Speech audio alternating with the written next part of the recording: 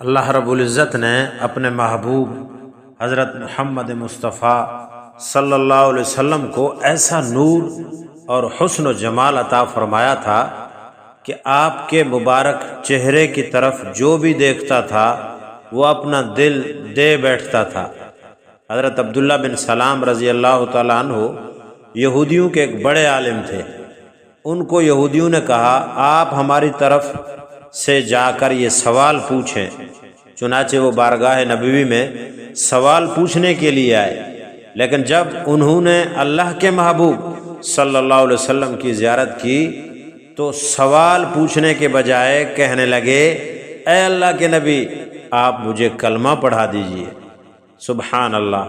جب یہودیوں کو پتہ چلا تو وہ انہیں کہنے لگے ہم نے تمہیں چن کر بھیجا تھا، لیکن تم نے اتنے بڑے عالم ہونے کے باوجود ہماری ناک کٹوا دی۔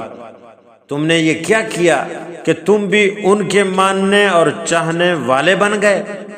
جواب میں انہوں نے نبی پاک صلی اللہ علیہ وسلم کی طرف اشارہ کر کے کہا ذرا اس چہرے کا دیدار تو کرو، یہ چہرہ کسی جھوٹے انسان کا چہرہ نہیں ہو سکتا۔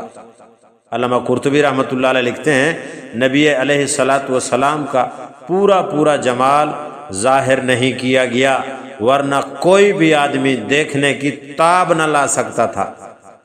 ناز ہے جس پہ حسن وہ حسن رسول ہے، یہ کہکشاں تو آپ کے قدموں کی دھول ہے۔